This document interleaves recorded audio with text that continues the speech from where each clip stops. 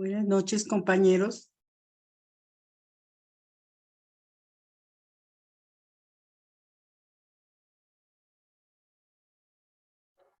Carito, buenas noches, bendiciones, compañeros, buenas noches. Buenas noches para todos los que están, bienvenidos esta noche, jueves, una noche fría, aquí los que estamos en Bogotá. Me alegra saludarles, verles nuevamente, a ver si les podemos ver, a ver dónde están mis hermanos, a ver si están o no están.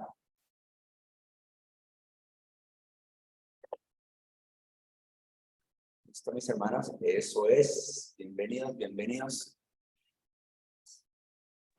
Buenas noches, profe. Buenas noches. Muy bien. Entonces, vamos a iniciar este tiempo. La mejor manera de iniciarlo es cuando nosotros pues venimos delante del Señor, nos colocamos delante del Señor en oración para que todo lo que hagamos pues sea de bendición y que podamos tener un tiempo ameno en el nombre de Jesucristo. Entonces vamos a orar en el nombre de Jesús. Y Señor, en esta noche entonces venimos delante de ti, agradeciéndote por la semana que ha venido transcurriendo, que hemos visto tu mano, tu bendición, tu favor. Gracias, Señor amado, por nuestras familias, hogares, iglesias, hermanos, amigos, la universidad, el estudio. Gracias, Señor amado, por todo lo que tú nos permites vivir. Y gracias, Señor, porque también podemos estar aquí en clase. Quiero colocar en tus manos a cada uno de los estudiantes esta noche en sus diferentes cursos que tienen, clases que tienen. Ruego, Dios mío, tu bendición sea sobre ellos, guiándoles en todo en el nombre de Jesucristo y permitiendo, Dios de la gloria, que puedan recordar tal vez algunos asuntos que han olvidado, reafirmar aquellas ideas que de pronto estaban con cierta duda, aprendiendo aún, Señor amado, cosas que, conceptos y pensamientos, ideas que vienen de tu palabra, Señor amado, y de pronto de la parte del estudio intelectual. Rogamos toda bendición de lo alto sobre mis hermanos. Rogamos que tu gloria esté sobre nosotros y que en esta noche tengamos un tiempo ameno en el nombre de Jesucristo. Gracias por cada uno de mis hermanos y en el nombre de Jesús los pongo delante de ti y ruego toda bendición, Señor amado, a cada uno de ellos y sus familias en Cristo mi Señor. Amén. Y amén. Muy bien, mis amados hermanos. Entonces, buenas noches, profe. Buenas noches, compañeros. Dios les bendiga. Buenas noches. Bueno, vamos entonces a tener un tiempo para poder acercarnos un poco a lo que es la apologética, pero vamos a ver la apologética del apóstol Pablo. Soy de los que creo que el apóstol Pablo es uno de los mejores en esta área de la apologética. Por no decir que tal vez sería el mejor, probablemente, ¿no? Un hombre completamente entregado a hacer una labor con profundidad en las escrituras, donde realmente se ve que es guiado por el Señor para poder hacer el trabajo tan impresionante que él viene haciendo, que él hace. Poder enfrentarse a la gente de su tiempo, a los reyes, a grupos grandes, para poder hacer la labor apologética. No es fácil, realmente, como alguien dice por ahí, no le quitamos el sombrero al apóstol Pablo, la forma como él lo hace, como lo presenta, y aunque no siempre, la gente que le escuchaba se convertía. Antes, en algunas ocasiones, probablemente algunos, cuando él hacía su apología al final, probablemente algunos sí estaban en contra, más bien, como que producía el efecto contrario en los corazones de algunos, pero con todo y eso vemos el trabajo impresionante que hace el apóstol Pablo. Y en esta noche entonces quiero referirme a dos puntos especiales del apóstol Pablo en esa mirada a la apologética de él. Aunque pudiéramos observar, por ejemplo, el libro de Romanos, probablemente el libro de Gálatas, pero vamos a tratar de acercarnos un poco al libro de los Hechos de los Apóstoles para conocer el método apologético que tiene Pablo. Y entonces de allí vamos a trabajar dos pasajes bíblicos.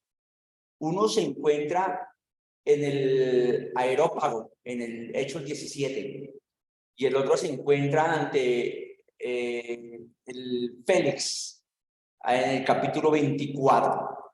Son los dos textos que vamos a tomar esta noche para tratar de acercarnos un poquito al trabajo paulino en cuanto a la apologética.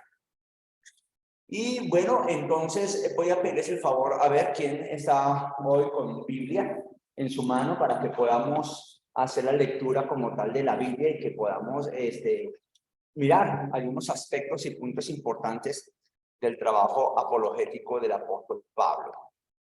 Entonces les invito a que abramos la Biblia. Comencemos con Hechos capítulo 17. Hechos 17. ¿Listo, mis hermanos? ¿Tienen ustedes el libro de Hechos 17 a la mano?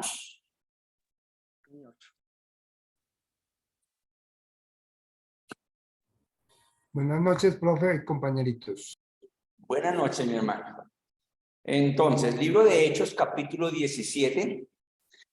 Y vamos a arrancar aquí en el capítulo, en el versículo 16 hasta el final. ¿Sí? Hechos 17, 16 hasta el final. Muy bien.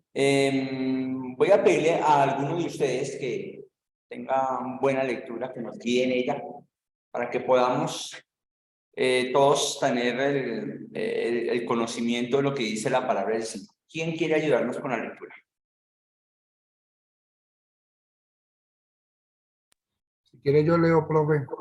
Listo, mi hermano Jaime, con mucho gusto. Hechos 17, desde el 16 hasta el final. Mientras Pablo los esperaba en Atenas, su espíritu se enardecía viendo la ciudad entregada a la idolatría. Así que discutía en la sinagoga con los judíos y piadosos, y en la plaza cada día con los que concurrían. Y algunos filósofos de los epicúreos y de los estoicos disputaban con él. Y unos decían, ¿qué querrá decir este palabrero? Y otros, parece que es predicador de nuevos dioses, porque les predicaba el evangelio de Jesús y de la resurrección. Y tomándole, le trajeron al Areópago diciendo, ¿podremos saber qué es esta nueva enseñanza de que hablas? Pues traes a nuestros oídos cosas extrañas. Queremos, pues, saber qué quiere decir esto, porque todos los atenienses y los extranjeros residentes allí en ninguna otra cosa se interesaban sino en decir o en oír algo nuevo. Entonces Pablo, puesto en pie en medio del Areópago, dijo, varones atenienses, en todo observo que sois muy religiosos, porque pasando y mirando vuestros santuarios, hallé también un altar en el cual estaba esta inscripción, al Dios no conocido, al que vosotros adoráis, pues sin conocerle es a quien yo os anuncio. El Dios que hizo el mundo y todas las cosas que en él hay, siendo Señor del cielo y de la tierra, no habita en templos hechos por manos humanas, ni es honrado por manos de hombres, como si necesitase de algo, pues él es quien da a todos vida y aliento y todas las cosas. Y de una sangre ha hecho todo el linaje de los hombres, para que habiten sobre toda la faz de la tierra, y les ha prefijado el orden de los tiempos y los límites de su habitación, para que busquen a Dios, si en alguna manera palpando puedan hallarle, aunque ciertamente no está lejos de cada uno de nosotros, porque en él vivimos y nos movemos y somos, como algunos de vuestros propios poetas también han dicho, porque linaje suyo somos. Siendo pues linaje de Dios, no debemos pensar que la divinidad sea semejante a oro o plata o piedra, escultura de arte y de imaginación de hombres. Pero Dios, habiendo pasado por alto los tiempos de esta ignorancia, ahora manda a todos los hombres en todo lugar que se arrepientan, por cuanto ha establecido un día en el cual juzgará al mundo con justicia por aquel varón a quien designó, dando fe a todos con haberle levantado a los muertos. Pero cuando oyeron lo de la resurrección de los muertos, unos se burlaban, Y otros decían, ya te oiremos acerca de esto otra vez. Y así Pablo salió del medio de ellos. Mas algunos creyeron, juntándose con él, entre los cuales estaba Dionisio el Areopagita, una mujer llamada Damaris y otros con ellos. Amén. Muy bien, mis amados hermanos. Gracias, hermano Jaime, por la lectura que hace a favor de todos. Este sería el primer discurso que tenemos nosotros del apóstol Pablo. Bienvenido, Wilson. Entonces, este sería ese primer discurso, y este discurso es un gran discurso realmente. Quisiera que fuéramos mirando algunas características que podemos ver en el texto en cuanto a la apologética. ¿Sí? Quisiera que pudiéramos observar qué vemos en el texto, qué hay en el texto que tiene que ver con apologética, o definitivamente no hay nada de apologética en el texto. Hechos 17. Entonces, ¿qué hay en el texto de apologética? Quiero preguntar, ¿cómo arranca el apóstol Pablo? ¿O cómo es que llega, por ejemplo, a Areópago? ¿Cómo es que llega a ese lugar donde la gente le permite hablar? ¿Cómo llegó allá? Según el texto.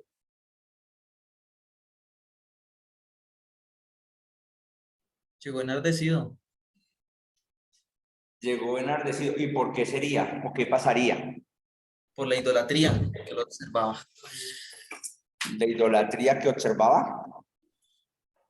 Bueno, sí, una ciudad entregada a la idolatría totalmente, ¿cierto? Muy bien. Dice que el texto en el versículo 17 que discutía en la sinagoga con los judíos y piadosos y en la plaza cada día con los que concurrían. Una de las cosas que encontramos en el texto es que Pablo no se queda quieto. Pablo no espera que la gente le llegue a la casa de él para poder hablarle de Cristo, sino que él va a donde está la gente. Él sabe que están reunidos en una sinagoga y él sabe que hay harta gente en la plaza principal. Entonces Pablo dice, no, yo me voy para allá, donde está la gente, yo quiero hablarles de Cristo, pues allá me voy donde está la gente. Un poquito de pronto diferente a la forma de pensar de nosotros, en nuestro tiempo. Pero el versículo 18 nos muestra entonces que hay unos filósofos de los epicúreos y de los estoicos que estaban con él allí, que disputaban con Pablo. Y claro, dentro de todo lo que decía, dice un palabrero tremendo, tanta cosa que dice, tanta palabrería que dicen. Entonces, ¿qué es lo que quiere decir realmente? ¿Cierto? Y algunos, dice el texto, manifiestan como que viene por el nombre de otros dioses diferentes a los que conocemos, como que viene de otros lugares a traernos de pronto un mensaje divino. Así es que en el texto encontramos que ya Pablo ahí les estaba predicando de Jesús y de la resurrección, según el versículo 18 al final. Ahí en la plaza, con los que se encontraba, que eran filósofos atenienses, griegos, se sentaba con ellos y charlaba con ellos. Pero no se dejaba llevar a las ideas que ellos estaban planteando, si ustedes se fijan, sino que es Pablo el que les plantea el tema. Es Pablo el que les habla de lo que quiere hablarles Pablo. No se mete hacia allá donde ellos quieren llevarlo, sino que Pablo probablemente, el texto nos está mostrando que empieza a hablarles de lo que él quiere que ellos sepan. Y les habla de Jesús y les habla de la resurrección. Ahí termina el versículo 18. Entonces, en el versículo 19 encontramos que estos filósofos dijeron, bueno, usted como que habla harta cosa, echa mucha carreta, habla muchas cosas, mucha palabrería, pues vengan, ya a nosotros nos gusta escucharle y toda la cuestión, pero vengan, quiero que vaya allí con nosotros. Queremos darle una cita y un lugar especial para que usted nos hable a todos los que vamos a ir allí. Tenemos un lugar específico para que usted venga y nos cuente toda su historia y nos cuente todas las cosas que quiere plantear. ¿Se anima? ¿Se arriesga? ¿Acepta el desafío de ir? Y dice que le trajeron al Areópago diciendo, ¿podremos saber qué es esta nueva enseñanza de que hablas? pues traes a nuestros oídos cosas extrañas. Queremos pues saber qué quiere decir esto. Me parece lindo el gesto de ellos de querer saber qué es lo que está hablando, ¿no? Y el texto también menciona que pues parece que para los oídos de ellos son cosas nuevas, parece que han escuchado siempre la misma filosofía epicúrea, la filosofía estoica, filosofías griegas de la antigüedad, donde de pronto estaban probablemente cansados de lo mismo y dijeron, queremos escuchar a ver qué es diferente, a ver qué hay de raro. Y ven a Pablo y ven el comentario de Pablo como una nueva filosofía. Y lo llaman, venga, háblenos. Háblenos. Yo no sé qué pensaría usted si alguien le dijera en algún momento, venga, queremos invitarlo a cierto lugar para que usted nos hable de su manera de pensar, de sus ideas, de sus creencias. Háblenos de lo que usted predica, háblenos de lo que usted tanto habla. ¿Qué haríamos nosotros, cierto? ¿Cómo nos pararíamos de pronto frente a un escenario donde de pronto hay alta gente al frente, muchos con tantos conocimientos de diferente índole que están ahí? Y eso le estaba pasando al apóstol Pablo. Trajeron y están un montón de gente y un montón de filósofos, hay gente preparada en hartas áreas. Y hay gente también un poco de pronto no con tanto conocimiento, pero venga Pablo, ahora sí defiéndase acá, ábrenos. Y al final vamos a hacerle preguntas y vamos a cogerlo y vamos a corchar a ver cómo es que la idea con usted.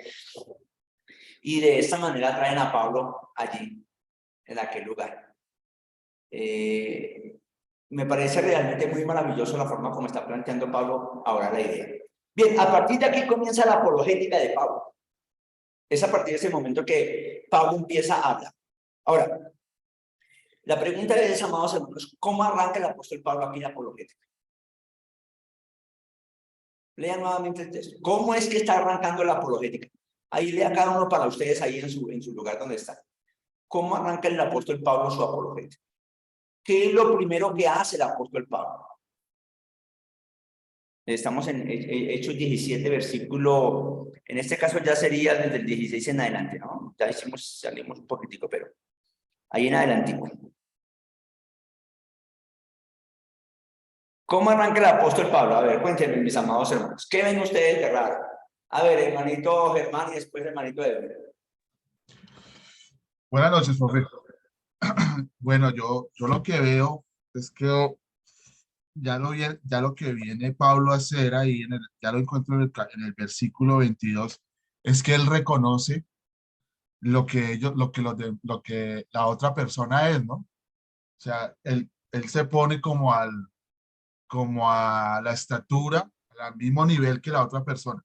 Porque dice, yo no sabía cuán religiosos son ustedes en todas sus formas. O sea, que él reconoce algo, o sea, como una, eh, digamos, se me fue la palabra, bueno. Ay, Dios. Bueno, reconoce el estatus de esas personas para poder entrar. De hecho, cuando él reconoce eso, él empieza a hacer la descripción de un Dios, ¿sí? De cual ellos están buscando una respuesta. Pero ese es el Dios que él conoce, o sea, el Dios que Pablo conocía, pero que sabía que los demás estaban buscando una respuesta. Creo yo, profe. Vale, muchas gracias. Hermano Edwin, tenga la onda. Yo veo unas cositas aquí interesantes en Pablo. Uno, conocimiento. Pablo tenía idea de lo que estaba hablando, ¿sí? O de lo que iba a hacer allá. No era neófito en la situación. Cuando se habla de filósofos y pensadores, pues yo considero que Pablo estaba en ese mismo sentir. Pablo era una persona que pensaba, que conocía. Dos, una buena homilética, porque Pablo no habla de cosas ilusorias. Pablo habla en el mismo idioma que ellos conocían. Pablo habla de lo que ve a su alrededor, la cosmovisión, la idea, lo que percibe. Sobre eso toma su comentario, ¿sí? Y tres, Pablo era una persona que sabía utilizar las herramientas teológicas que tenía. ¿sí? Esa homilética mezclada con un conocimiento daban una apologética que podía hacer callar y sentar a los filósofos del momento, a las personas que tenían el conocimiento. Tal vez los filósofos de este tiempo ya no estaban en su auge, en su apogeo de unos años atrás, pero igual eran personas muy reconocidas por ser pensadores y Pablo sabía cómo hablar con ellos. Esas cosas vi yo ahí. Gracias, mi hermano Edwin. Muy amable. Hermano John Alexander, ¿qué ve usted? ¿Cómo arranca el apóstol Pablo su disertación? Bueno, profe, yo lo que veo es que el apóstol Pablo usa la herramienta como herramienta de la identidad de ellos. Es su identidad, es su característica, que son religiosos. Entonces, por ese lado, él se va como abriéndose camino para que ellos presten como más atención, porque le está hablando inicialmente de lo que ellos son, de cómo son ellos. Entonces, como esa característica propia de ellos la usa y abre la puerta luego con lo de que ustedes están adorando y honrando al Dios no conocido. O sea, está usando las características que ellos tienen para él ir por ese camino y mostrar lo que él lleva para mostrar el evangelio. Bien, gracias, mi hermano John. Mercedes. Gracias, profe. Bueno, yo considero que en razón al versículo 16, creo, 16, Pablo hace primero un diagnóstico de la situación, un diagnóstico de la situación en el sentido de que ve cómo está el pueblo, cómo están los destinatarios del mensaje. Entonces, el primero ve el panorama, observa, hace el diagnóstico y bueno, ya todo lo que han dicho los compañeros con respecto de eso, entonces él ejecuta, actúa. Ahora, unido de pronto eso a la pregunta anterior de que cómo en este tiempo hiciéramos nosotros de pronto una defensa, de hecho es bien fácil de pronto relacionarla con lo que está pasando, pues a eso me he referido en algunos trabajos anteriores, a la Plaza de las Naciones, por ejemplo, y también se lo he comentado a algunos compañeros de las Naciones Unidas. En las Naciones Unidas hay una inscripción igual a la que pudo haber visto Pablo, en donde habla también de ese Dios como, es más, en la Plaza de las Naciones Unidas habla de una inscripción del profeta Isaías. Entonces, realmente se podía empezar una defensa ante los países o ante las naciones que no conocen a ese Dios que nosotros sí conocemos, haciendo lo mismo que Pablo. Pablo habló precisamente de una inscripción que estaba en un altar o en una estatua. Y pues se podría utilizar pues el mismo argumento y el mismo proceder de Pablo hablándole, ustedes tienen esta inscripción del proceso del profeta Isaías, a quien no conoce, que es un profeta del Dios que no conocen y sí lo conozco yo. Entonces, bueno, podría yo replicar lo que hizo Pablo. Y vale, el escenario gracias. Es propicio.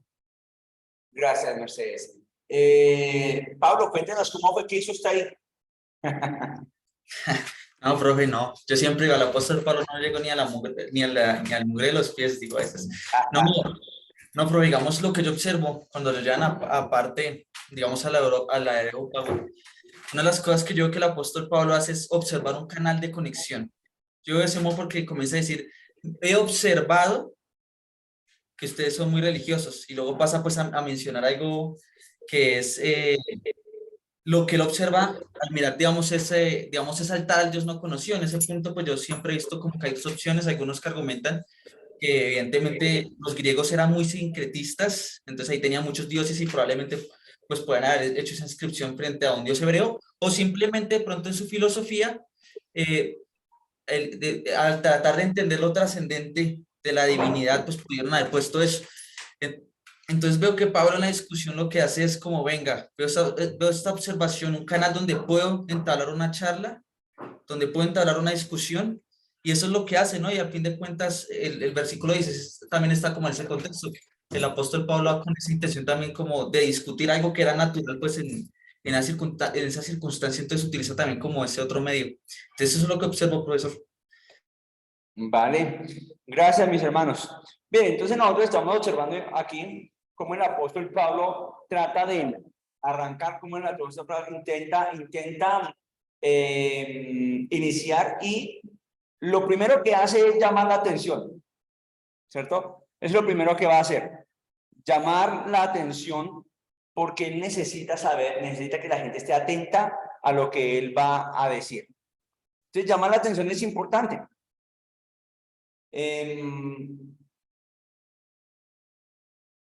La apología de Pablo, entonces, en el Areópago, no consiste tanto en una defensa de la fe, porque pues, aquí no lo están acusando, ¿cierto?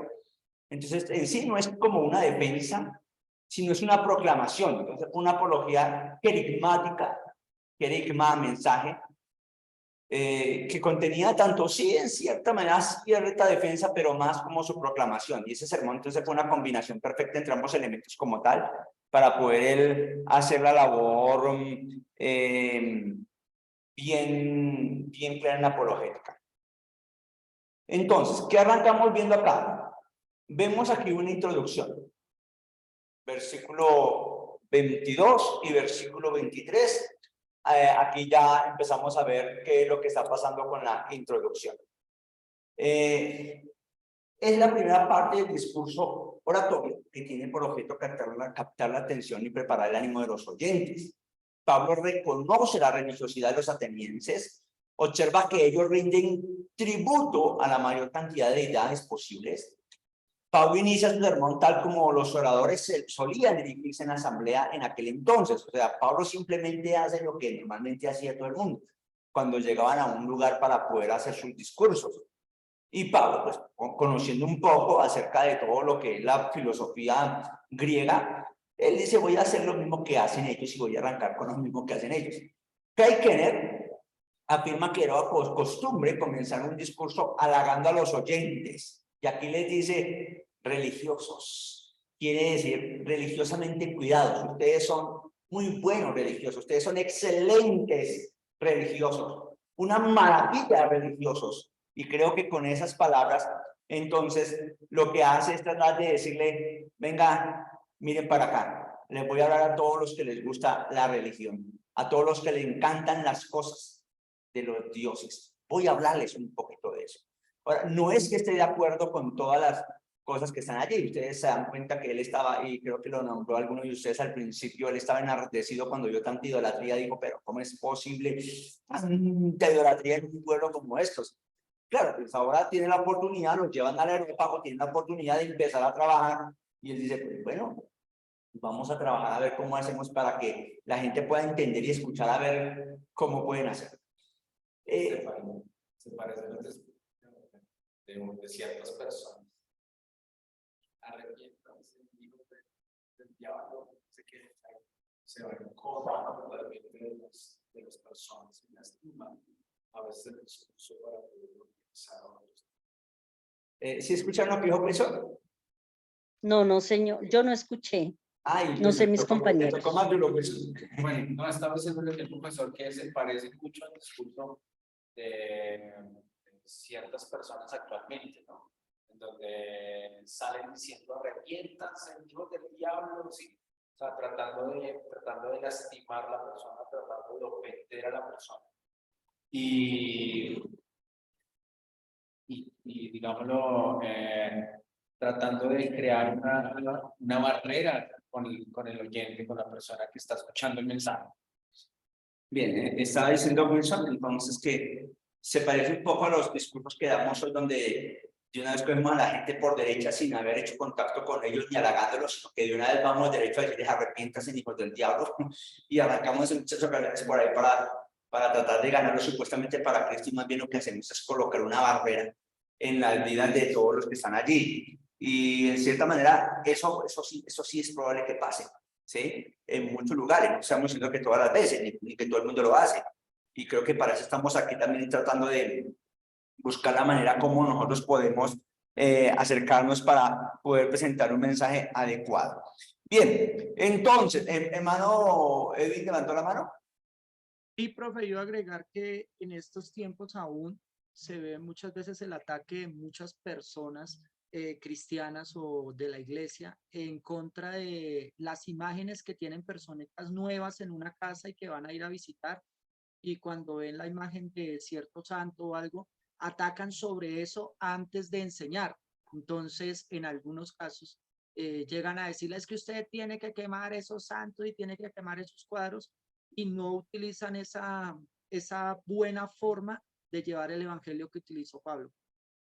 Bien, sí, gracias. Eso me hizo acordar de una vez, yo estaba pastoreando una iglesia en un pueblo de Colombia, y uno de los pastores que estuvo por ahí antes era los que había entrado a una casa de una persona para invitar, pues, porque querían escuchar de Dios un poco, y que lo invitaron, y cuando llegó allá vio los cuadros y un montón de imágenes, y él fue cogiéndolos y bajándolos y rompiéndolos. O sea, creo yo que a veces nos pasamos de la raya. No, nos pasamos demasiado. Y eso no nos compete a nosotros de hacer que la gente quite sus cosas. Ellos verán en qué momento lo van a hacer. Nosotros tenemos que hablar lo que tenemos que hablar y ya. Pero sí se da eso, se da mucho eso. En esa introducción, amados hermanos, entonces vamos a ver 4 elementos constitutivos claros y contundentes que encontramos en la enseñanza del apóstol Pablo. ¿Podrían ustedes de pronto ver algunos de esos 4 elementos por allí? ¿Cuál sería el primer argumento que pone el apóstol Pablo? ¿Podríamos revisarlo? ¿Podría alguno revisar allí en la mirada? Una miradita ahí en el texto y mirar cuál sería ese primer punto que da el apóstol Pablo. Primero, Profe. presenta a Dios. Él presenta a Dios, digamos, Dios que hizo el mundo, todo lo que hay. O sea, él presenta un Dios creador. Sí. Aquí Wilson entonces menciona que él presenta un Dios creador. ¿Alguien iba a mencionar? Sí, profe, un Dios al que él pues aduce conocer como en contraposición a que ellos no lo conocen. Entonces, un Dios que conoce. Que él conoce, que él aduce conocer. Entonces, un Dios con el cual está en relación, ¿cierto? Sí. Bien. Eso puede, ¿alguien dice algo más? ¿Cuál sería el primer argumento que encuentra aquí en el texto? ¿Qué argumento encuentra en el texto que habla Pablo? Profe, es que Pablo usó un propio altar que ellos tenían. O sea, el altar era de ellos y él usó ese recurso porque el altar decía al Dios no conocido. Entonces usó algo que era propio de ellos para explicarles lo que les iba a decir. Muy bien. Ahora, note que él arranca con un tema de ellos, con algo que ellos conocen.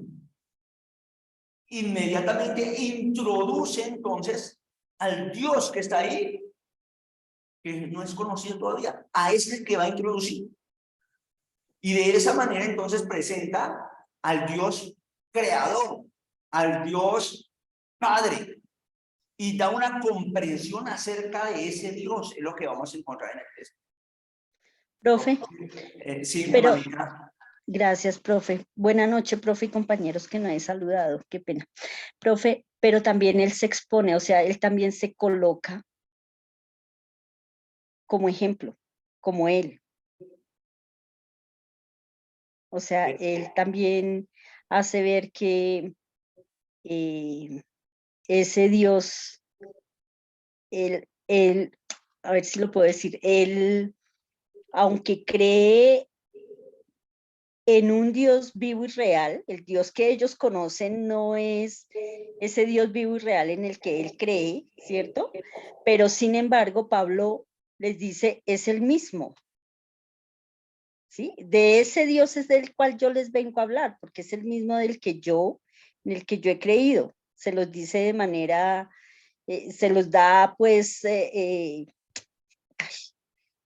lo deja ahí entrever sobre la mesa para ellos, para que ellos, es como si él quisiera ponerse de igual a ellos, como para atraer su atención. Sí, lo que hace es eso, o sea, para poder llamar la atención y que haya un contacto, para que haya un contacto con la gente que está escuchando, va a tomar algo de ellos que es ese altar que está allí, pero que ellos no conocen ese Dios. Entonces lo que hace Pablo es aprovechar y dice, pues yo conozco ese Dios. Les voy a hablar de ese Dios que ustedes no conocen, pero que yo conozco. Y como a ellos les gusta, según el texto, si ustedes logran ver al final del versículo 21, que a ellos les gusta oír algo nuevo. Pues ya que les gusta oír algo nuevo, yo vengo a hablarles de este nuevo Dios para ustedes. Para mí no es nuevo porque lo conozco, porque sé quién es, pero para ustedes es nuevo. Y vengo a hablarles de este Dios, del Dios Padre, el Creador. Edwin, levantó la mano. Y profe, iba a decir lo que usted con lo que acaba de terminar su oración. Él utiliza un argumento creacionista. Empieza a hablarles de algo que ellos conocen y de algo que es latente, que es vivido. Y sobre ese argumento empieza todo su discurso. Vale, muy bien.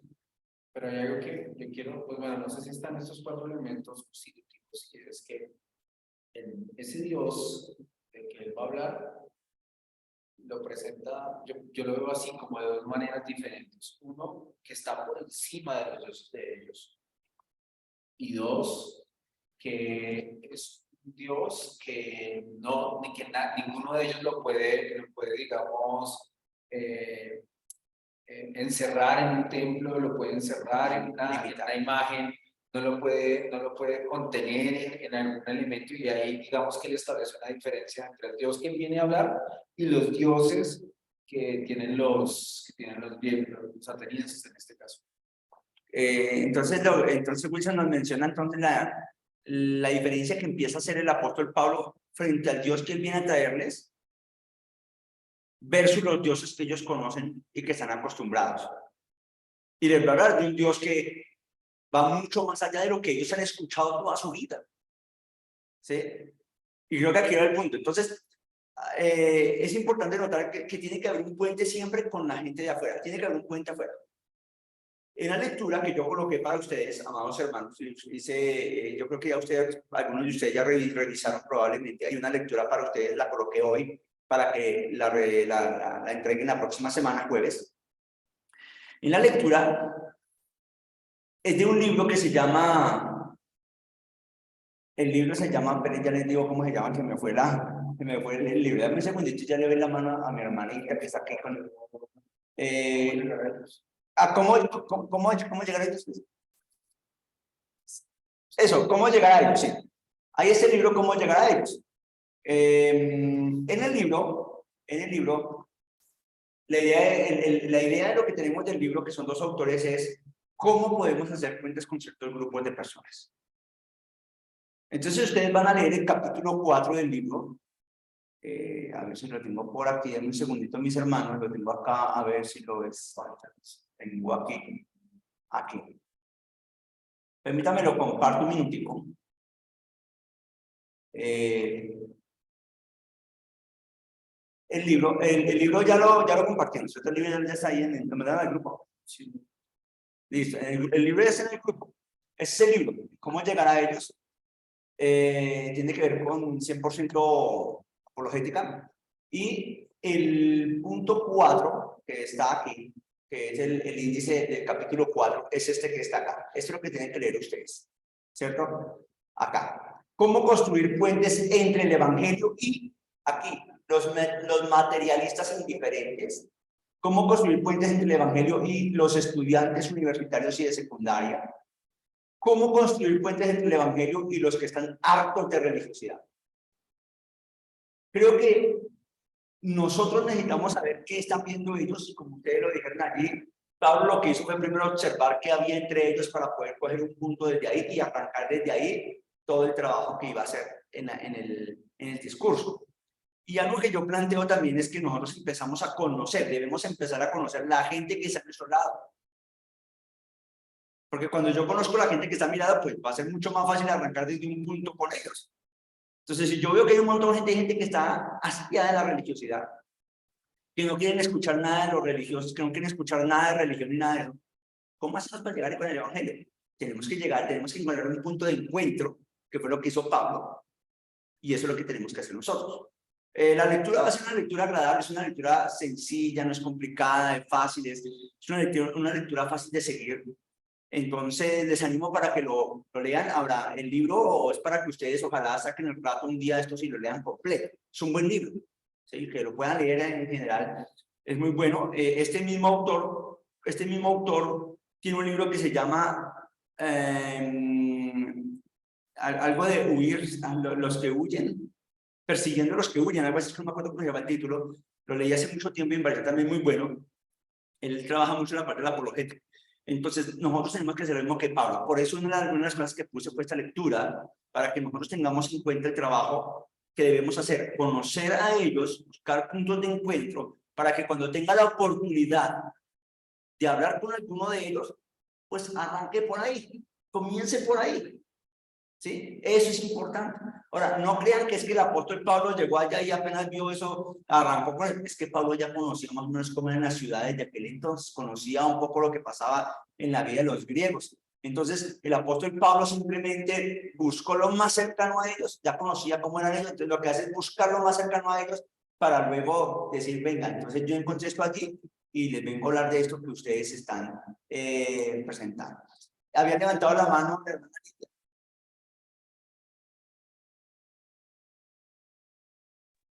Profe, pero ya, gracias. De pronto pedirle un favor, si me puede ayudar. Sí. A ver si puede dejar la entrega de este trabajo para medianoche y no para las 6 de la tarde, profe. ¿Es posible? Pero eso es para en 8 días. Sí.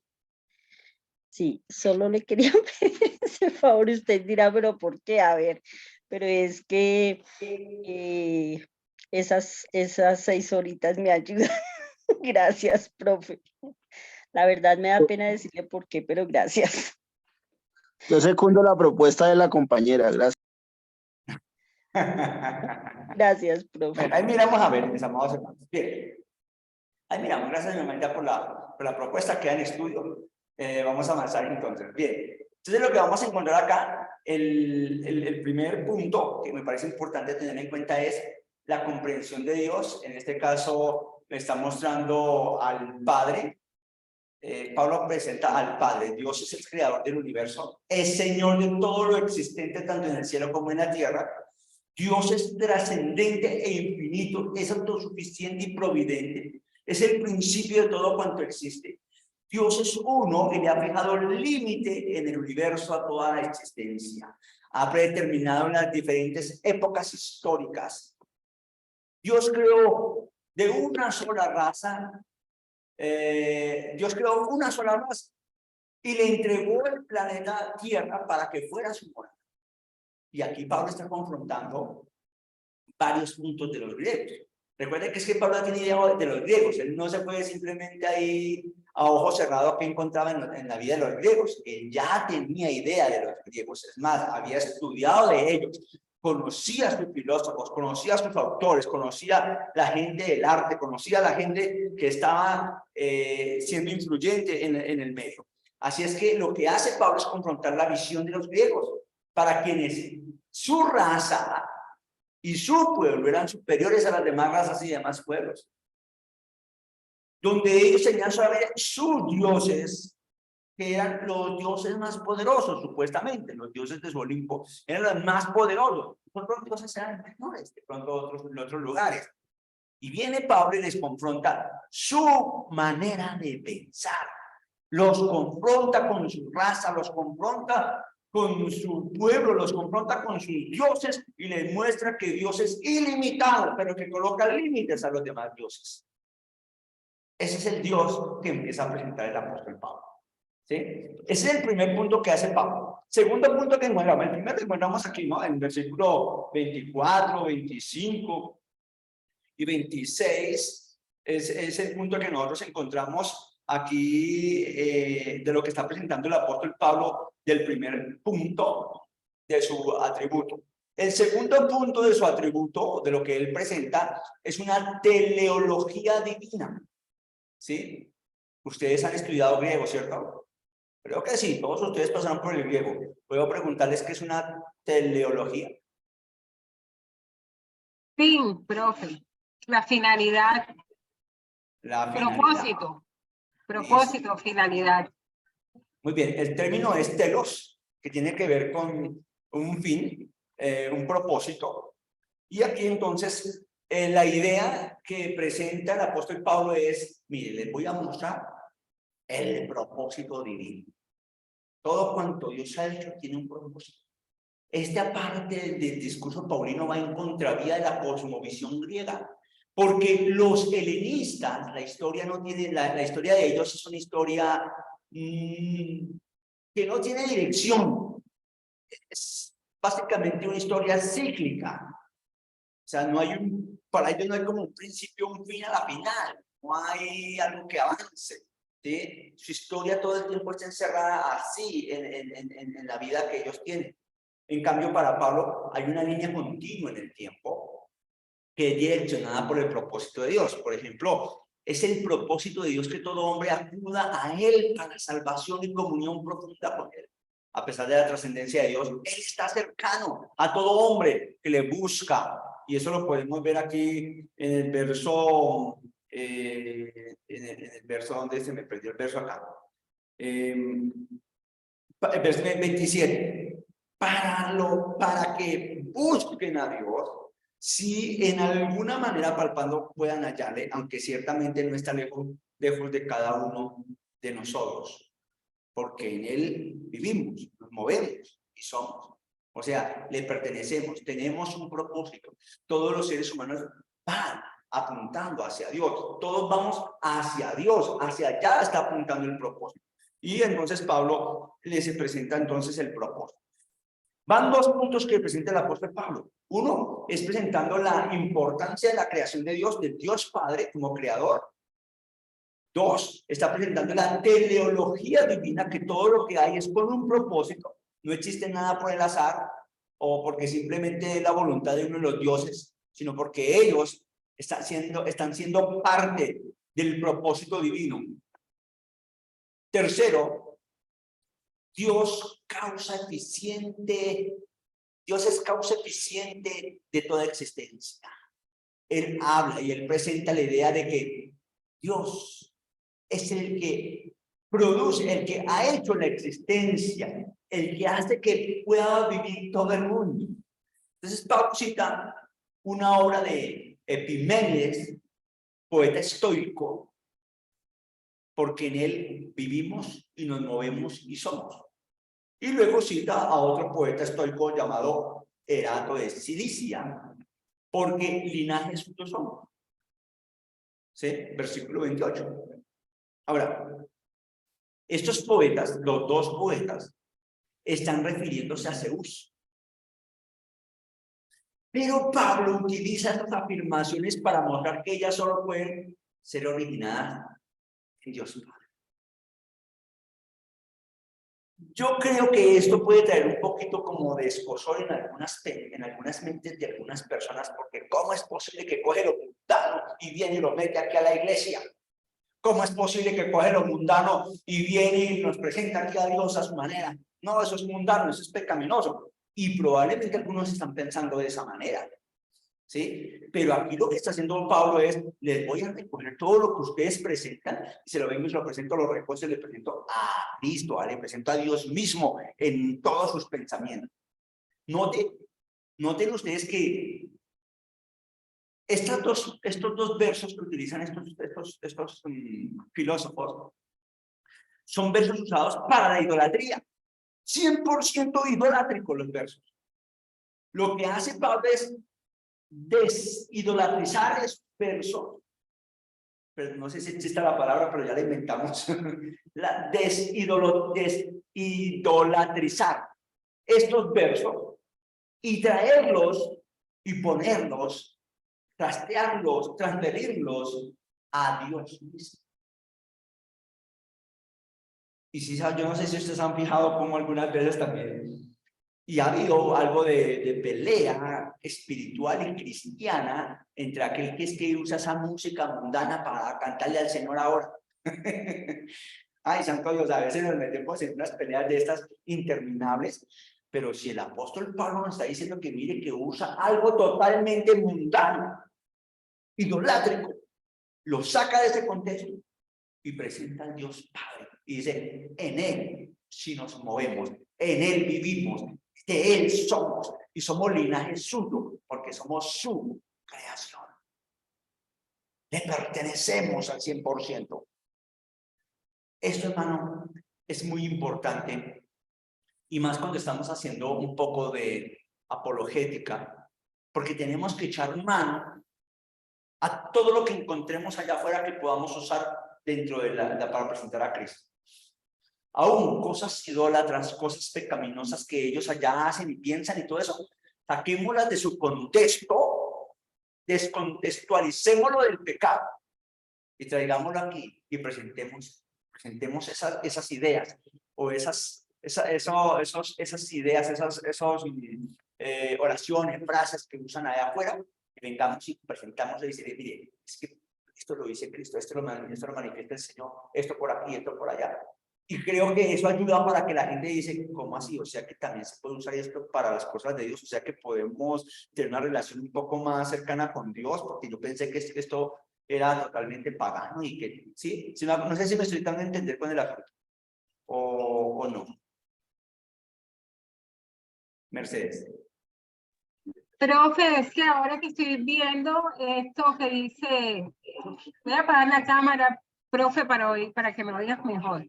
Ahora que estoy viendo esto que dice Dios causa eficiente de toda existencia, pues creo entonces que habrá también otra cosmovisión griega en donde hay de pronto una suerte de ¿cómo se diría? De que las cosas son causadas por, ¿cómo es la palabra, profe? Por azar. Por azar. Entonces ellos de pronto creían también que la existencia provenía de algo del azar. ¿Por qué lo digo? Porque en derecho, por ejemplo, hay dos teorías. Cuando algo es causa de otra, de las cosas. Y una de las teorías es precisamente la causa eficiente, que es la teoría que impera en Colombia como causa de todos los daños. Y la otra teoría que se contrapone a la causa eficiente de las cosas es la de causalidad de las condiciones. O sea, cuando todas las condiciones pueden concurrir por azar y no hay una causa directa. Entonces, ahora, aplicándolo todo esto a lo que nos está enseñando, consideraría yo que los griegos tendrían de pronto una cosmovisión acerca de cómo se causaba la existencia y que era de pronto por azar. Por eso Pablo aquí habla, o aquí pues la clase está hablando de la diapositiva de la causa eficiente. Pues no sé si de pronto se puede encuadrar con lo que estamos estudiando, profe. Sí, gracias, Mercedes. Las cosmovisiones que tienen los pueblos antiguos, cada uno de ellos tiene un origen del universo. Los babilonios, los sirios, los griegos, los egipcios, los romanos, todos ellos tienen una idea de cómo inicia el universo. Y básicamente el universo inicia con sus dioses queriendo bajar a crear algo para sus beneficios personales. Siempre los dioses quieren sacar beneficio de lo que crean. Y aquí, pues Pablo les dice, venga, les presento la idea de cómo fue que creó el mundo. Ellos vienen con su cosmovisión, con su forma de ver el mundo. Y viene Pablo y les dice, es que el mundo inició así de esta manera. Esto hace que sea una revolución para ellos. Y es una revolución muy fuerte. Y esto que Pablo hace de venir y tomar sus puntos importantes, como en él vivimos, nos movemos y somos linaje suyo, o sea, somos su creación. Él nos hizo a nosotros. Él es la causa de que usted y yo estemos viviendo aquí. Y tomó los textos de sus poetas. Y Pablo no duda en aprovechar el concepto embriónico e incompleto de los poetas estoicos con el fin de elevarlo al plano de la revelación de Dios. O sea, él aprovecha lo que ellos dan. Tal vez los estoicos y todos los filósofos que estaban allí tienen ciertas ideas. Algunas de ellas son buenas, pero están dentro de la idolatría, dentro del contexto mundanal. Entonces lo que hace Pablo es, esas ideas las voy a sacar de allá y las voy a venir, las voy a presentar a ellos, y eso me va a dar pie para que ellos puedan notar que no son desconocedores de su cultura, de su mundo, de su cosmovisión. Y de todos modos, estas citas lo que hicieron fue despertar la simpatía del auditorio, quitando algunos de los prejuicios que habían en contra de este predicador judío. Con estos comentarios, al usar algo tan cercano a ellos, entonces la gente que está escuchando dice, pero este sabe de nosotros, este nos conoce, este sabe muy bien, este es muy inteligente, este sí, no sé qué. Eso hace que los demás empiecen a bajar esas barreras que habían levantado contra Pablo, y Pablo ahora le queda más fácil para decir, bueno, ya me están escuchando ahora sí, ya me están entendiendo, ahora sí les voy a lanzar lo que tengo que lanzarles. Y aquí entonces lanza aquí el cuarto concepto importante que presenta Pablo, el correcto concepto acerca de Dios. Puesto que somos linaje de Dios, se debe tener una concepción clara y adecuada acerca de él. Siendo así, es imprescindible entonces despojarse de todo concepto que confunda a Dios con las criaturas, porque parece que el concepto de ellos, ¿cierto? Es un concepto donde los dioses juegan con los humanos y los humanos quieren manipular a sus dioses. Es más o menos la idea de lo que están trabajando el concepto de cosmovisión griega. Así es que Pablo quiere que quede todo claro y que no haya confusiones de uno con lo otro, ¿sí? Ya sea que esas confusiones, a veces esas confusiones que a veces confunden a Dios con las criaturas, a veces se hace de manera sustancial o morfológicamente. Dios no tiene figura geométrica, ni es semejante a ningún ser creado, porque luego que lo presenta en el versículo 29, ¿cierto? El verso 29, siendo pues linaje de Dios, no debemos pensar que la divinidad sea semejante a oro, plata, o piedra, o escultura, o de arte, o imaginación de hombres. Es decir, nosotros no podemos coger aquí a Dios y decir, es que este es Dios. No, es que este pedazo de pan es Dios, es que este yeso es Dios. Eso es imposible, porque Él es divino, Él es de lo más sagrado, de lo más alto. ¿Cómo podríamos colocar al Dios sagrado y más alto dentro de un planeta aquí tan sencillo y manipularlo?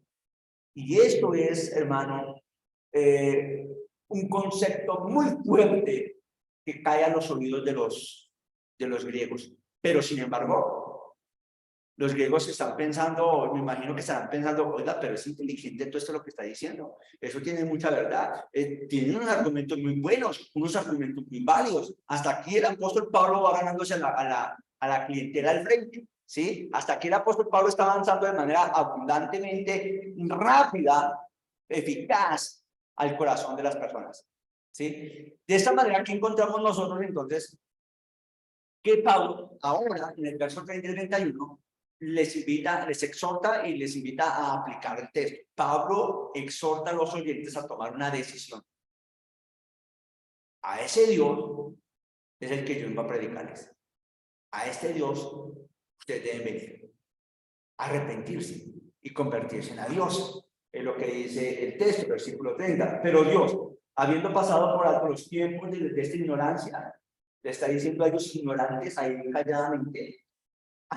En este tiempo, pasando por alto la ignorancia, ahora manda a todos los hombres de todo que se arrepientan. El Dios poderoso que está por encima de sus dioses está diciendo, arrepiéntanse. Venga, arrepiéntanse. ¿Qué texto también? 31. Por cuanto establece un día en el cual juzgará todo el mundo con justicia, por aquel varón a quien designó, dando fe a todos con haberle levantado de los muertos.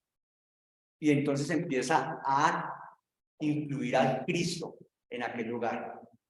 Ahora, el texto nos menciona que cuando empezó a hablar de Cristo y de la resurrección, eso ya se le salió, ahí va bien, hasta aquí va perfecto. Pero cuando habló de la resurrección, la cosa le cambió. Dio un giro todo la conversación de Pablo. Y en ese momento, entonces, viene la reacción de la gente. ¿Qué reacción hay? Unos se burlaron, otros fueron indiferentes, pero otros sí se convirtieron. Entonces, Pablo, en medio del discurso, saca unos buenos argumentos muy claros para la gente, y algunos fueron convencidos por el Espíritu de Dios y se convirtieron realmente a Cristo. ¿Cuántos? No lo sabemos. Otros sí fueron indiferentes y dijeron, pues, interesante, pero pues él allá con sus cosas, yo aquí con las mías, nada. Y otros sí se burlaron. ¿Cómo nos viene a hablar aquí a nosotros de resurrección? ¿Quién dijo que eso existe? ¿Cómo es posible que la gente vuelva a la vida? Pero esto sí es un cuentazo impresionante. Y algunos empezaron a burlarse. Y eso nos da pie para decir, amados hermanos, que alguna vez cuando tengamos que hablar con la gente, va a haber una de esas tres reacciones. Una de esas tres reacciones estará frente a la gente que estará con nosotros. O se van a burlar de nosotros, van a ser indiferentes, o se van a convertir a Cristo. Esa es la reacción cuando hacemos una apologética, con argumentos. Probablemente algunos se van a dejar llevar por los argumentos y van a llegar a los pies de Cristo, sí, probablemente. Pero no siempre la gente se va a convertir con los argumentos. Y podamos dar los mejores argumentos y los más bonitos argumentos. Pero también depende de la obra del Espíritu Santo en el corazón de las personas. Entonces, esta es la forma como encontramos nosotros al apóstol Pablo presentando su primer discurso, haciendo uso de lo que llamamos nosotros la apologética. ¿Bien? ¿Preguntas hasta aquí del apóstol Pablo? ¿Preguntas de este discurso, de esta presentación de apologética? Bien, recuerde que esa apologética es de proclamación. Aquí fue proclamación. La próxima que vamos a ver es la apologética que tiene que ver con defensa. ¿Sí? Voy a pedirles que descansemos 5 minuticos. Estírense, por favor. 5 minutos. Y en 5 minutos volvemos. Son las y 23, volvemos a las y 28. Profe, ¿me puede regalar un minutico? Así, señora, cuénteme, tranquila. Gracias, profe. Es que requiero desplazarme en este momento. ¿Será que yo puedo tomar de su clase lo que queda? ¿Me puede permitir? Necesito salir y no creo que alcance yo a volver a entrar a su clase. Esta clase va hasta las 8, ¿cierto? Hasta las 7:50, sí, señora. Las Marita, con mucho gusto. Usted puede salir con tranquilidad, no hay problema. Vamos a hablar acerca del capítulo 24 de Hechos de los Apóstoles, cuando a Pablo lo van a acusar de sedicioso, lo van a acusar de alborotador y demás. Ahora, ¿cómo se defiende frente a eso? Eso es lo que vamos a hablar ahorita en los últimos 20 minutos. Pero tranquila, maestra, usted puede salir, haga su vuelta con mucho gusto y me alegra que nos pueda compartir y que haya estado con nosotros este momento. Muchas gracias, profe. Muy amable, profesor. Que Dios le guarde. Amén.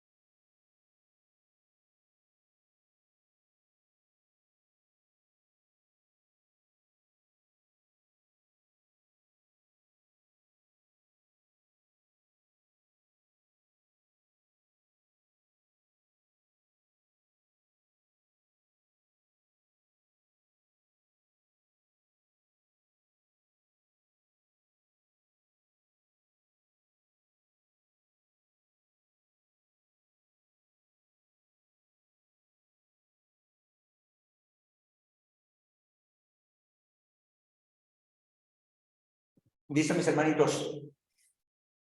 Nuevamente por acá.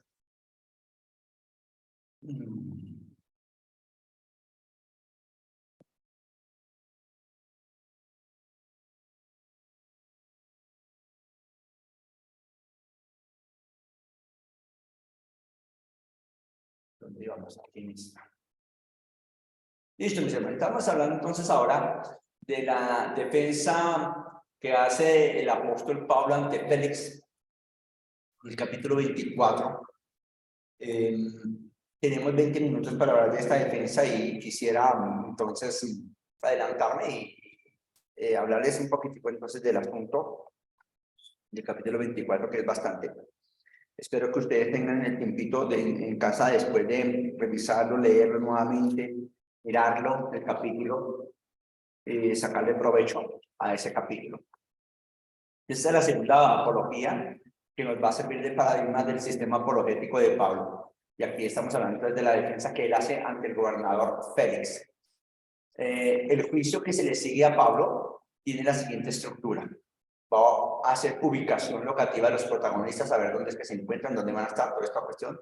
Segundo, va a haber la acusación de Tértulo, que es el que lo va a acusar. Tértulo es el abogado, el abogado demandante, o acusador, pero no sé si es demandante o acusador, no sé, pero es lo mismo.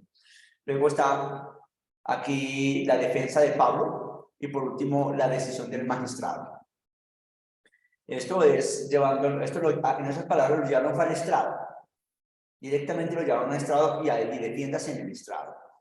Bien, de esta manera entonces arrancamos con este punto. Lo primero que vamos a encontrar es la acusación. Tértulo toma la palabra e inicia con una adulación al magistrado que preside el juicio. Notemos ese versículo, capítulo 24, versículo 2 al 4. Y cuando este fue llamado, Tértulo comenzó a acusarle diciendo: como debido a ti gozamos de gran paz y muchas cosas son bien gobernadas en el pueblo por tu prudencia, oh excelentísimo Félix, lo recibimos en todo tiempo y en todo lugar con toda gratitud. Arranca así.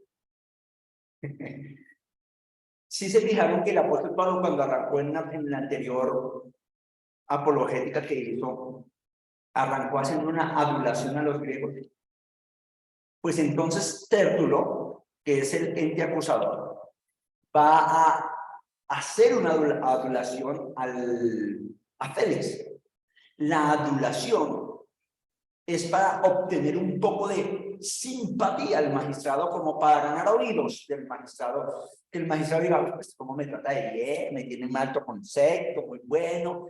Eso hace inclinar un poco la balanza hacia donde va Tértulo, a lo que quiere Tértulo. Posteriormente, entonces, ya se va a dedicar a levantar los cargos contra Pablo. ¿Cuáles son los cargos? Veamos a ver qué tiene de cargos aquí. Primero, está diciendo, hablando de Pablo, que se está hablando de Pablo, este hombre es una plaga. No sé si ustedes que trabajan en esta área del derecho, yo no sé si la gente puede llegar a decir de otra persona: esto es una plaga. Me parece muy fuerte. Creo que no, creo que eso sería antes contraproducente, porque el otro abogado va a tomar eso más bien a decir: espera un momentico, la forma como usted me lo trata, entonces le requiere todo y puede perder un caso, ¿cierto? Enseguida objetan, profe. Obviamente que se debe guardar el respeto y el decoro en un estrado judicial, obviamente. Así el acusado sea realmente responsable del hecho. Claro. Así sea responsable del hecho, se debe tratar de la mejor manera. Claro, porque antes de responsable, pues es persona y es ciudadano, ¿no? Entonces, sí. Por eso se permite. Ahora, noten el contraste que hace Tértulo, porque Tértulo trata a Félix como excelentísimo, el maravilloso, tenemos paz por tu causa, eres lo mejor que hay en la vida, tú eres maravilloso, votaremos por ti en las próximas elecciones. Pero inmediatamente arranca diciendo: y ese que está a mi lado, esta es una plaga. Y ese término plaga es utilizado 3 veces en el Nuevo Testamento. Lo utiliza Mateo y Lucas para referirse a las pestes que sobrevendrán en el mundo, en Mateo 24, cuando habla de las señales acerca del fin. Y habrá pestes en todos los lugares, que es una de las cosas que de pronto nosotros lo escuchamos y lo sabemos porque lo hemos leído mucho ese capítulo. Esa palabra pestes es la que tanto que utiliza Mateo como Lucas.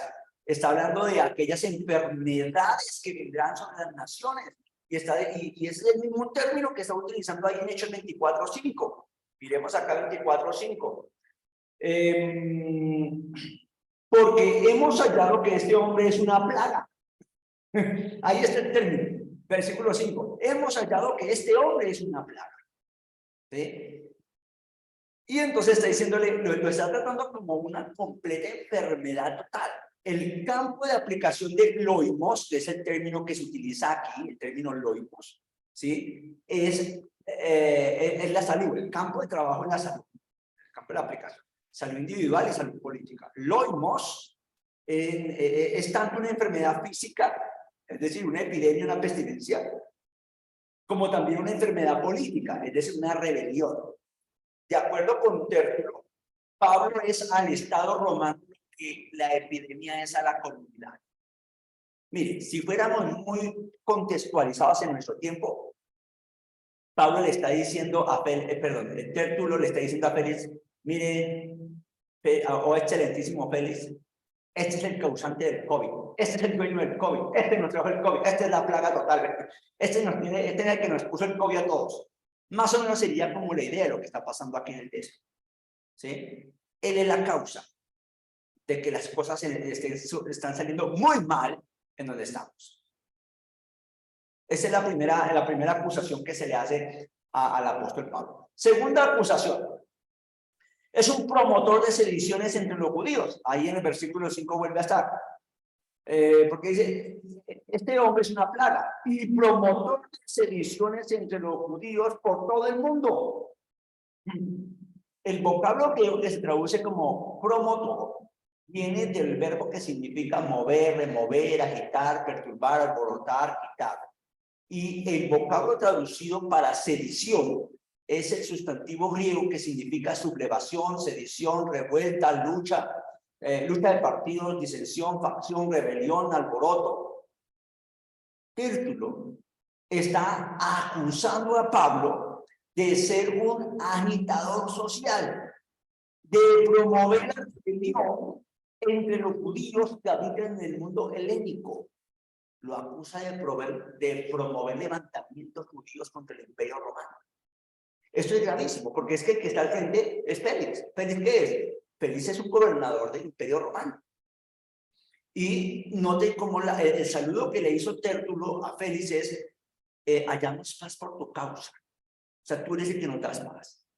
Pero cuando lo acusa a Pablo, le dice, y este es el contrario a ti, porque tú nos das la paz, pero este es el que nos viene a quitar la paz. Y este hombre se está levantando, y la paz que usted nos está dando, oh Félix, él no la está quitando. Es más, va a causarte problemas, va a quitar la paz. Le va a quitar el sueño a usted también, así como va. Es más o menos la idea de lo que está haciendo Tértulo, llevando a Pablo a ser un promotor de rebelión, que es la idea, esa parte más fuerte. Es un hombre que promueve la rebelión entre los judíos para no someterse al Imperio Romano. Usted es el gobernante, aquí tenemos que nosotros someternos a lo que usted diga, y pues él no se somete. Es una plaga y encima es un rebelde. Van dos acusaciones gravísimas. Tercera, es un cabecilla de la secta de los nazarenos. Ahí en el versículo 5 dice al final, y cabecilla de la secta de los nazarenos. Intentó también profanar el templo y prendiéndole, quisimos juzgarle conforme a nuestra ley. Entonces le está diciendo, él es un cabecilla. ¿Sí? Aquí le presento un cabecilla. Mire, una de las cosas más difíciles es escoger un cabecilla. Miremos hoy en día cómo hacen las cosas. Los cabecillas son los que más se esconden y por él están colocando o ofrecen dinero pues para que entregue los cabecillas. Y Tértulo le dice, y aquí le traje el cabecilla. Aquí está el duro de los duros de este asunto, de esta secta de los nazarenos que quieren venir a arrasar con todo y acabar con todo. Entonces, cabecilla es la traducción del sustantivo griego que significa guía, promotor y cabeza. La idea aquí es que Pablo es el líder, es el más distinguido, es el número 1 de la secta religiosa llamada los nazarenos. Entonces la acusación aquí está dirigida a la esfera religiosa. ¿Sí? Entonces, si ustedes notaron, las dos primeras acusaciones tienen que ver uno contra la salud pública, como parte de salud pública y política, pero más política que pública. La segunda es también a la parte política, que roba la paz.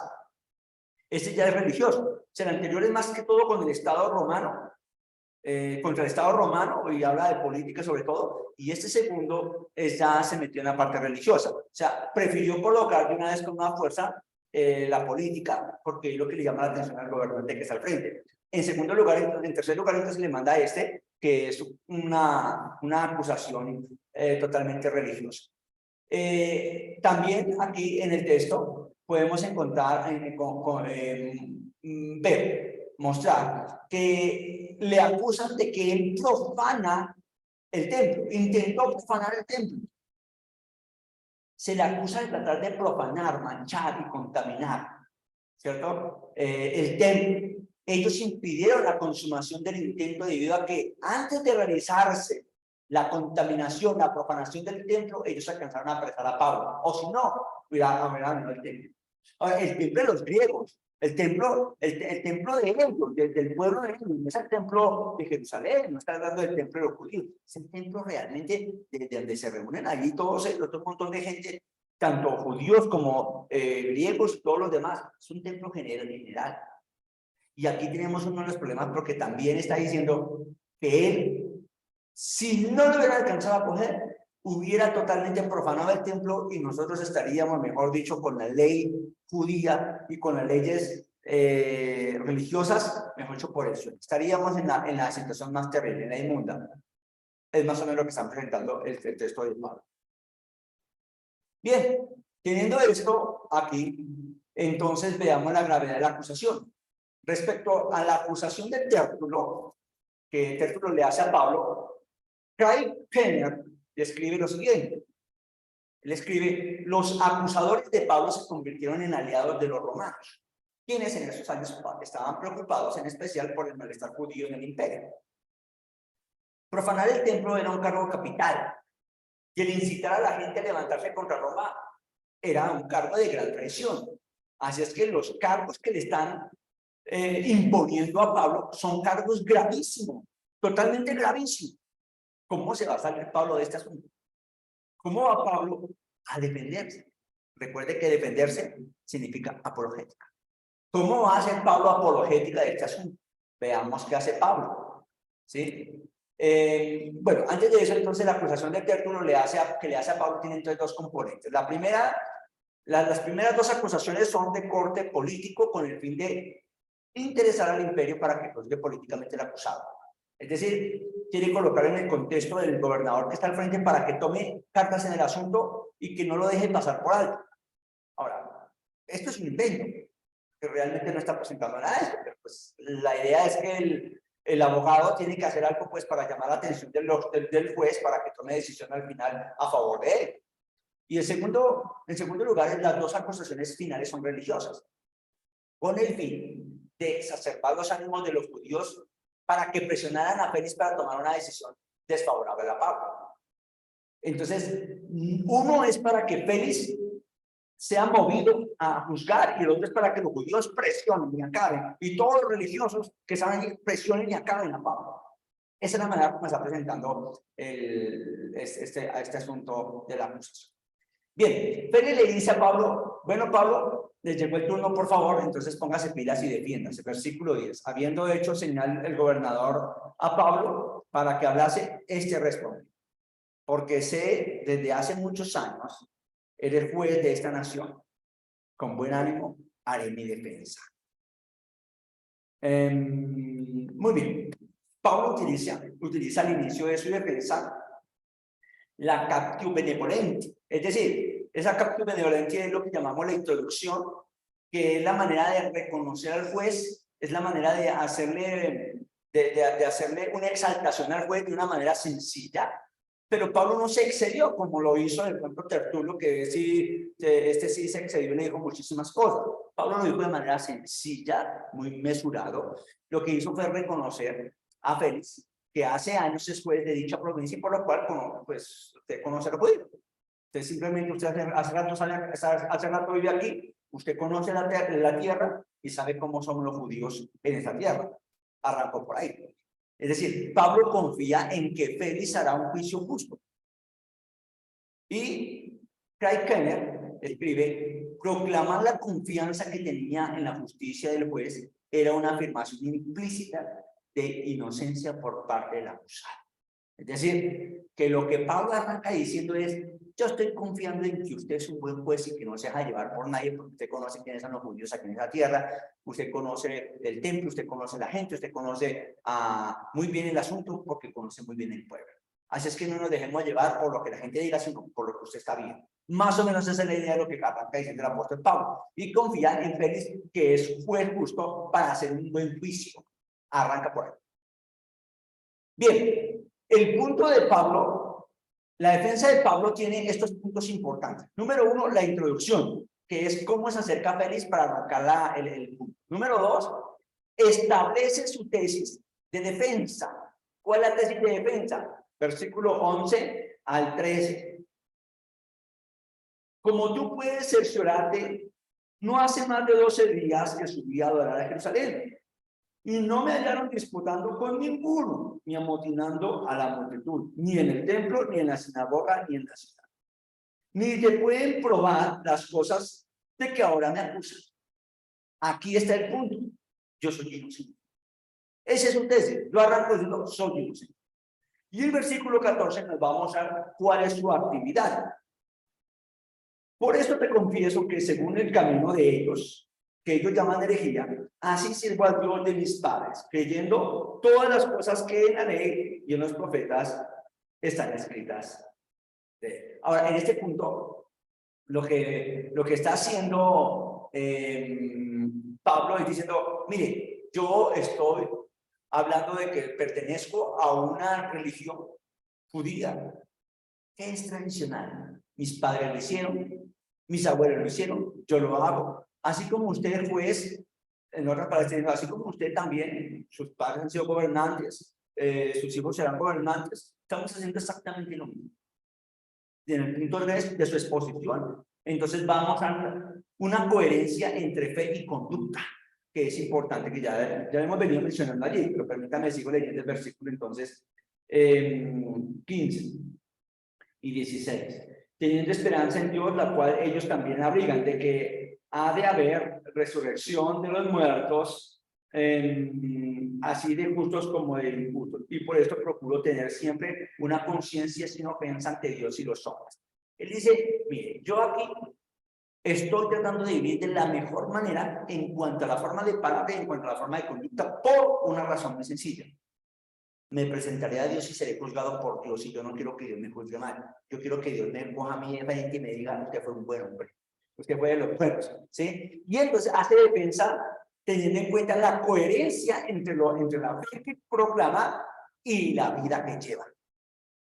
Y luego expone los hechos reales desde el versículo 17 hasta el 21, mencionando lo que realmente pasó.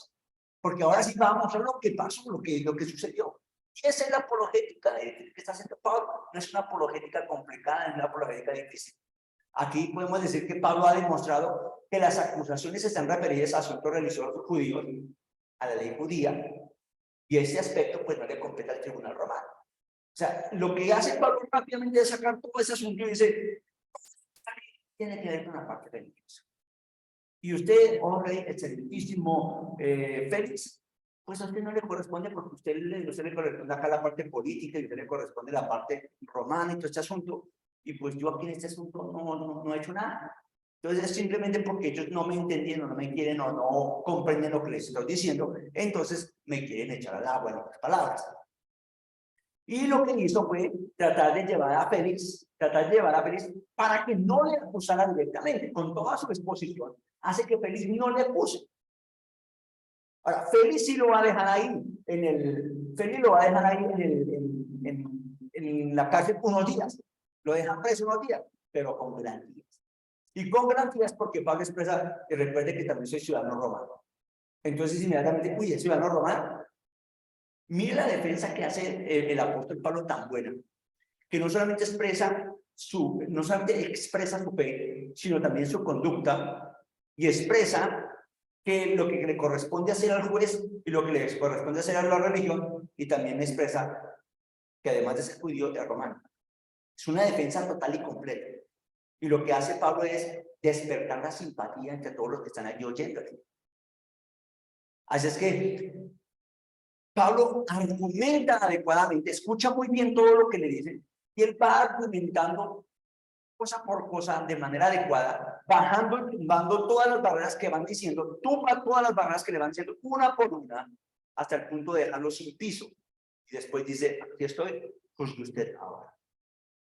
No es una apologética complicada, no es una apologética difícil, es una apologética sencilla. Pero creo que es una de las maneras que nosotros tenemos para poder comprender que sí se puede hacer apologética haciendo una argumentación buena, haciendo una buena argumentación de todo, teniendo en cuenta todos los aspectos. Porque lo que hace Pablo es eso, tener en cuenta todos los aspectos. Pablo no se queda simplemente allí intentando inventarse aspectos para tratar de presentarlos, sino que realmente Pablo lo que está haciendo es llevar a la gente a que pueda comprender con toda honestidad que sí, que sí está diciendo la verdad, que es lo correcto y que le están acusando de manera equivocada. Esto nos muestra que cuando usted habla con una persona, probablemente la gente con la que usted vaya a hablar va a decir cosas que no son de Dios, cosas que no son de la iglesia, cosas que no son de la Biblia. Y va a usar todas las maneras para defenderle a usted en todos los aspectos. La tarea suya es escuchar muy bien lo que están diciendo y mirar cómo puede usted quitar todas esas barreras que están colocando ellos. Ir derribándolas una por una hasta que usted tenga la oportunidad de decir, aquí estamos, ahora sí, tome una decisión. Esa es la apologética que hace el apóstol Pablo, una de proclamación y una de defensa. ¿Alguna pregunta?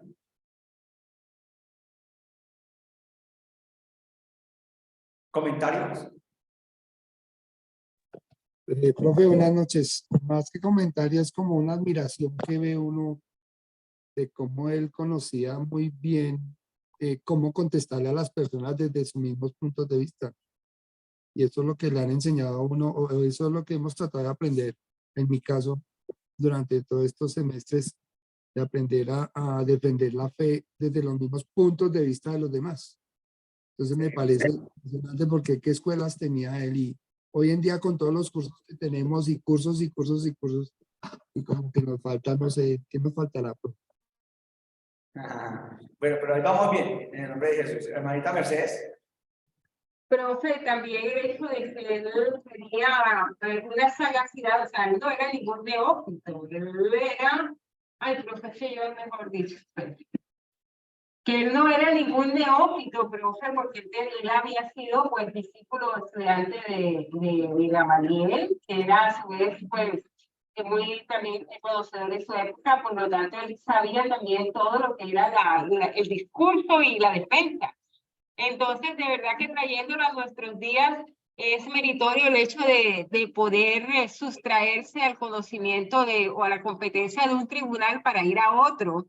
Esa alegación que él hizo de falta de competencia realmente para que en la apelación pues fuera procesado en otro lado, ¿cierto?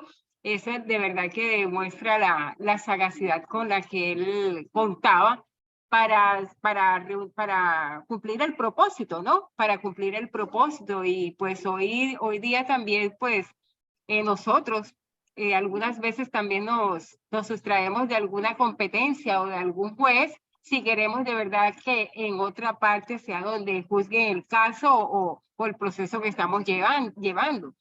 Lo único que fácilmente nos pueden decir, no, yo sí soy competente y se queda aquí. Pero bueno, en este caso realmente la estrategia le dio resultado a Pablo. Muy bueno, Pablo muy inteligente. Muy bien. Mis hermanos, muchísimas gracias. Muy amable por compartir esta noche. Mañana nos vemos 7:54. Me robé 4 minuticos. Bendiciones a todos ustedes, que descansen. Gracias, profe. Dios lo bendiga. Gracias, profesor. Gracias, profe. Gracias, profe. Buenas noches, compañeros. Buenas noches, profe.